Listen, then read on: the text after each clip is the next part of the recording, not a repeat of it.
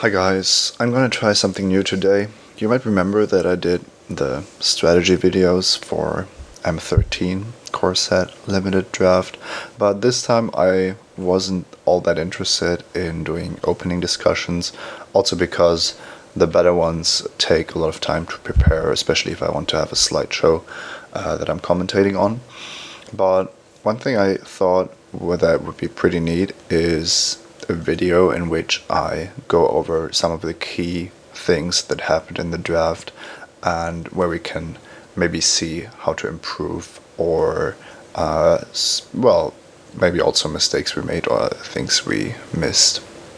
So the idea is that this is just going to be the final video of the episode, which could mean that it isn't going to get as many views as some of the other videos, and of course if there is no interest in these kind of things, I'll just stop doing it. It doesn't bother me too much, but maybe there's some people who like it, so I'm gonna give it a try. Okay, I'm gonna start with draft 1 and then basically see at which point things got interesting, and then we'll find a way to maybe learn something. So I still think that our first pick was more or less correct, going for Young Pyromancer here, and I have a feeling that our third round opponent with the 4 trained condors might have been sitting to our left, and also the mono green deck we faced, this might have been the predatory sliver that he ended up with.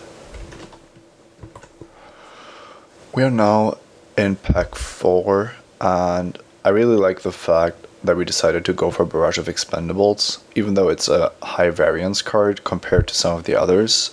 In core set, it's important to get the most utility out of your cards, which you can see from our picks, really going for 2 powerful uncommons and one of the best commons.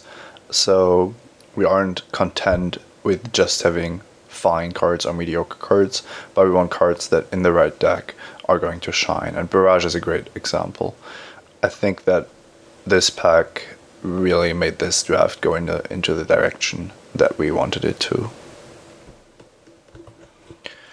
One thing that has to be said about this draft is that we had trouble finding our colors. We basically sticked to red, and I think that was definitely correct. The third pick, Chandra's Outrage, made me feel really happy about having started with the red first pick, and then Battle Sliver Wield, which was originally in our pack 2, and I was considering taking it over Corrupt. So it looks like we were one of the few red drafters at the table. At this point, we might have already realized that Corrupt was quite ambitious, but that we should focus on red and not so much on any of the cute other synergies like the Fortify, the Spore Mount. It wasn't wrong to pick these up, but I probably could have realized earlier that we were looking to be heavy red, and then our best bet was definitely to go with black, but not because of Corrupt, but because of the black-red sacrifice synergies. Okay, so after we picked up Chandra and Tenacious Dead, giving our deck a lot more power, we had the choice between Blood Baron and Liturgy of Blood, and even Shock being still a contender. I think that this was one of the most difficult picks in the draft, because Liturgy of Blood is a card that we would want in our deck, but it is double black also. And there is an argument to be made that Shock is actually better than Liturgy of Blood, something which I can't really say yet. But Blood Baron is kind of the card that we want with a Tenacious Dead and a Young Pyromancer already. But on the other hand, we don't have an absolutely crazy amount of sacrifice synergies yet. I like this pick still, but I'm absolutely unsure how we should have proceeded here. I believe we did table Academy Raider from the pack, so at least that worked out. Looking at this pack, I just realized that we picked the second Ultra Sweep over Academy Raider because we weren't sure if the sacrifice cards would be sufficient, and then we immediately wheeled Barrage of Expendables, which we kind of were expecting. So I think that I should have picked Academy Raider at that point, because black wasn't all that great, and it was kind of, yeah, I think that was just wrong. We should have taken the red card, we should have taken Academy Raider, and we shouldn't have to worry about getting enough Altar's Reap to make the one active treason we have a little better. So I don't like this pick in retrospect. We're looking at the deck building now, and I'm happy with how our deck shaped up to look like. Dragon Hatchling only in the sideboard is fine, and we really didn't need the more cheap cards or anything. And taking out Ring Flash was also a good idea because of the barrages. All that worked out beautifully. I didn't miss the Altar's Reap, which were the last cuts.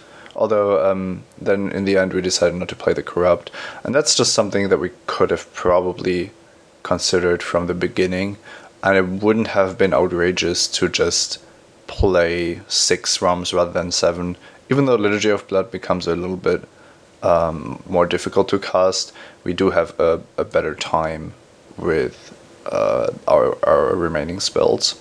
We did have a lot of swamps in a couple of games, so that's something to keep in mind. Although I wanted the black for Tenacious Dead. And Gnawing Zombie has a black activated ability as well.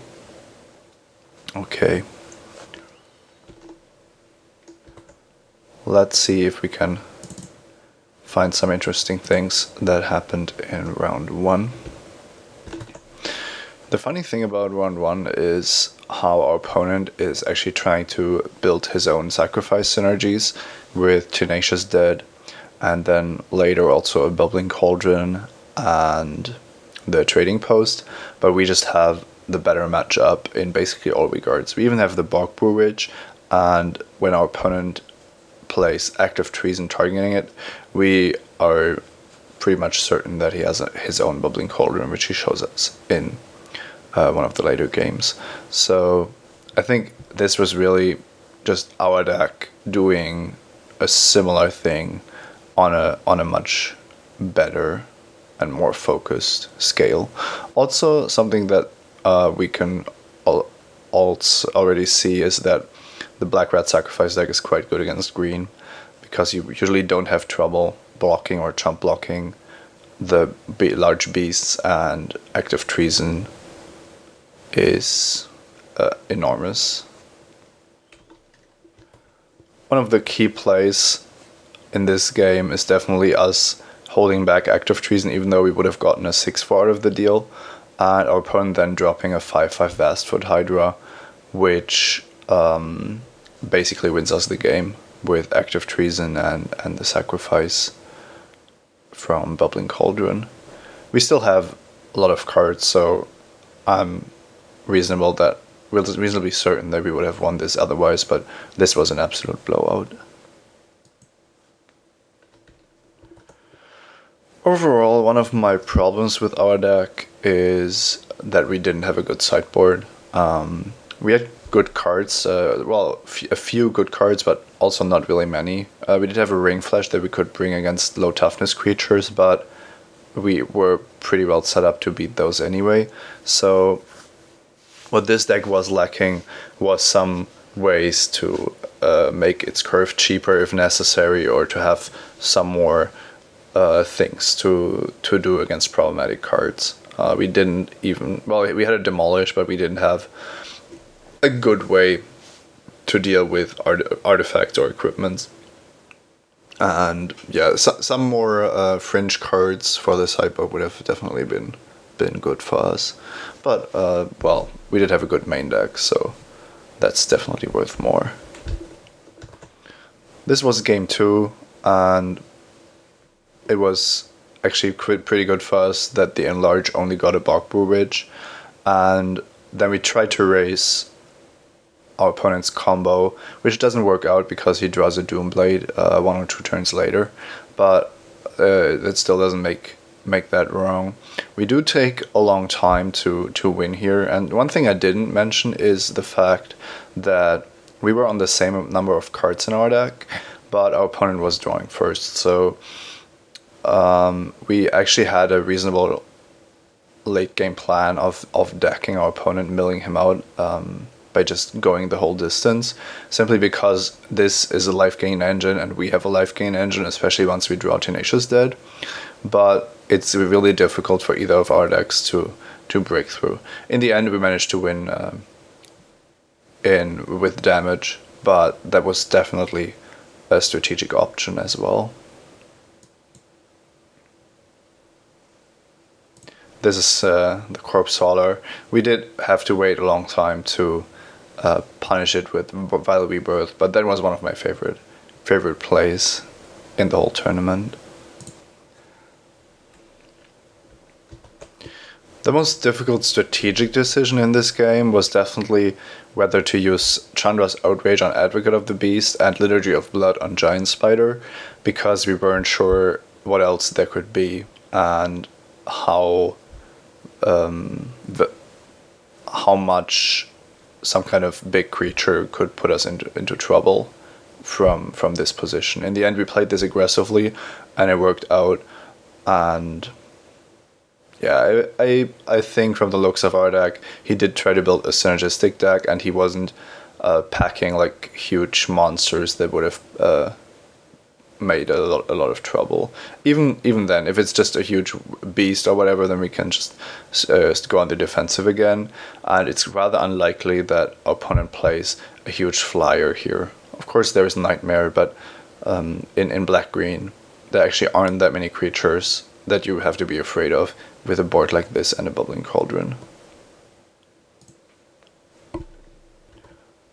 So let's move on to game 2, to round 2.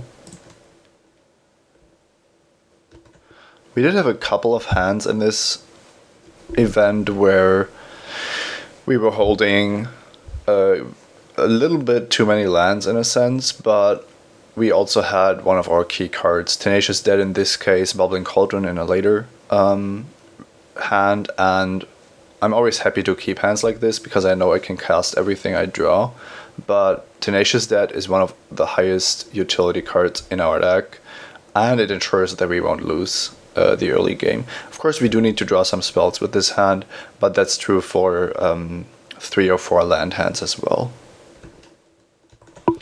This game was somewhat weird because we didn't know what our opponent was up to. We managed to remove the Woodborne Behemoth, and our opponent more or less wasted his Giant Growth, but then he got us with a Hunt the Weak, so we had to continue our aggression with only a Tenacious Dead, which was kind of awkward.